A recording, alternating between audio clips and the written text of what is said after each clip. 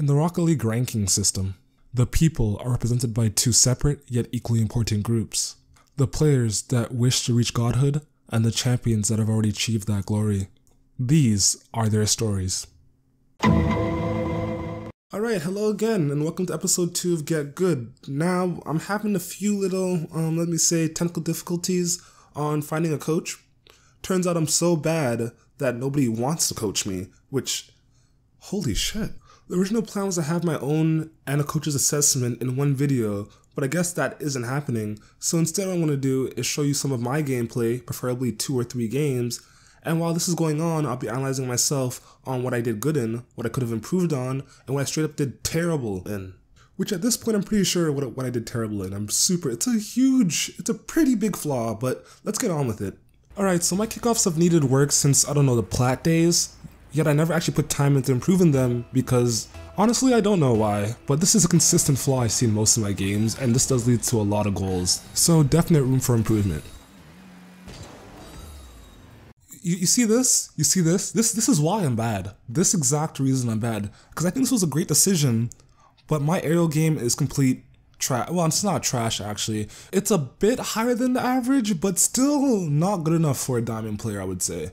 Like, if I was able to hit this ball, I believe my team would have a clear scoring opportunity because the other guy went up too.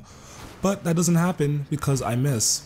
Now that I think about it, I'm not even sure if my aerial game is above average because I can count the number of rebound goals, saves, clears, etc. on like one hand, but I need several for the amount of times I've attempted at doing one of these. Aerials probably have the most room for improvement when it comes to becoming a champion player.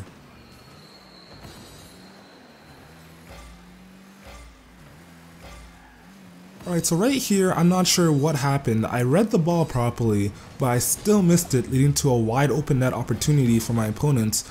But luckily they didn't take it, but still, this shouldn't happen at the higher ranks. This should have been like a very easy clear.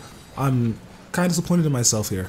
Alright, so what happens next is one of my biggest fails in a very long time. Just keep watching and you'll see what happens. It's kind of depressing. It was at this moment that he knew. He fucked up.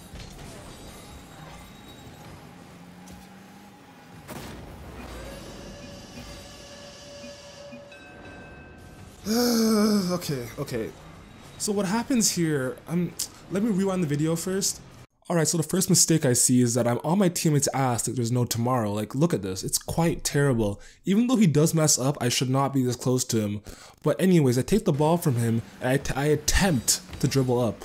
I see my opponent get ready for a challenge, so I pop it up a bit to get past him. And after that, you see my decision making kind of plummet. So because my teammate says he needs a boost, I kind of cut the rotation and attempt to dribble it. Well, it turns out not only was my teammate ready to rotate, but I can't dribble, which is crazy because after all that... So just do it! Make your dreams! You thought I killed the last episode, huh? But nah, memes never die. Alright, so next up we're gonna see one of my classic Rennie plays.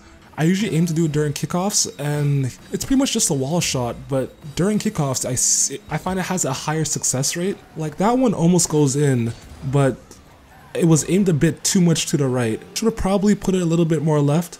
But something I've realized from me playing is that I kind of cut rotations a lot. Like, in this video, not so much, but I still do it quite a few times. Like, right there, I attempt at cutting rotation. This does lead to, like previously, some really easy goals for the opponents, so I think I need to work on that definitely. It's more of a decision-making side of things than anything else. Alright, so right here I kind of see that we're probably going to switch over to defense.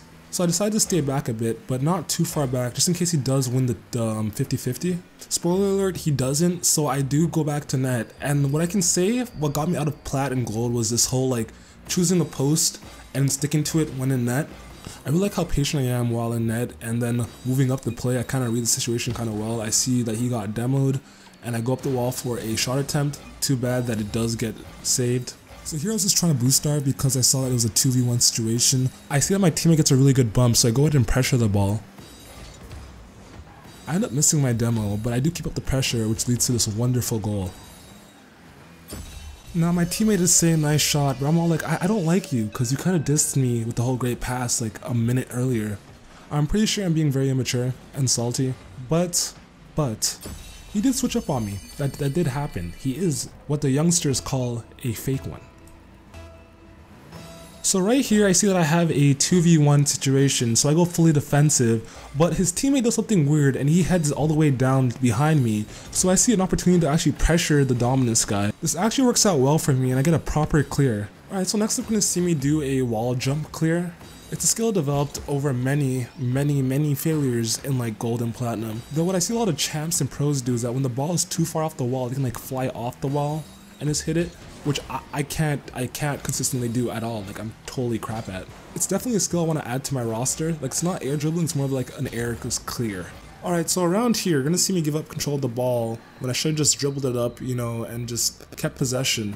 Now apparently there's like 4 tiers of Rocket League.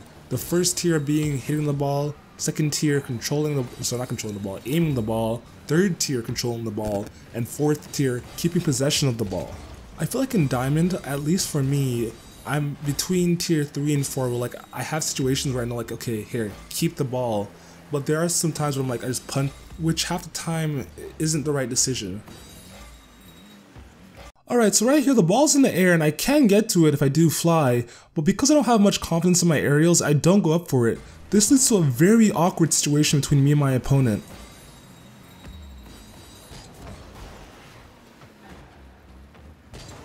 So I missed the aerial, but luckily my opponent isn't really good, so he misses the open net opportunity. Though if this was champion, that would have been a definite goal and I would be getting raged at by my teammate. This whole little play is actually just a barrage of just mechanical errors, all things that I don't find like huge issues but can be fixed with a little bit of work. So right here, again with my aerials, I attempt an air dribble, which those usually don't go right, to be honest with you. There's very few times where I've actually done air dribbles correctly, probably like 25% of the time. So I noticed that he demoed my teammate, which means that I'm in a 2v1 situation. Anytime this happens to me, I kind of give my opponent some space and see if I can read the ball better. Luckily my teammate does spawn before they can do anything, so I'm quite happy with the scenario.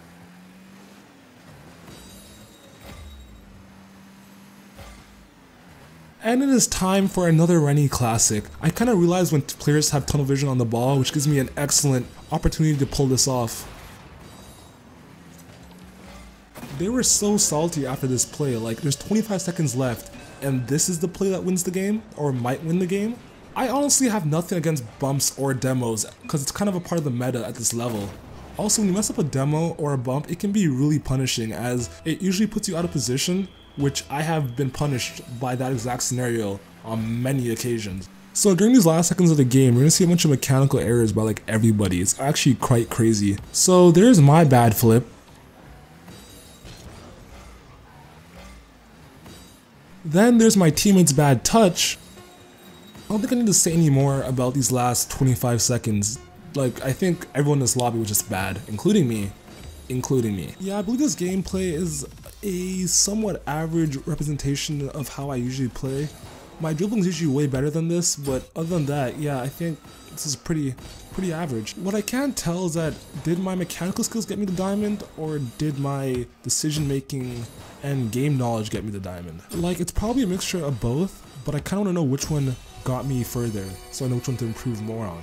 Anyways, that was episode 2 of Get Good. I hope you enjoyed it. I'll be going over my list of what I think I need to improve on in the next episode, as well as I might have a coach, finally. I'm hoping. Like, come, guys, coach me, please, someone. But anyways, yeah, I hope you guys enjoyed the video. If you're new here, hit the subscribe button, you know, leave a like. Even if you're not new here, just do it. But anyways, I'll talk to you guys later. This is Rennie, signing out. Peace.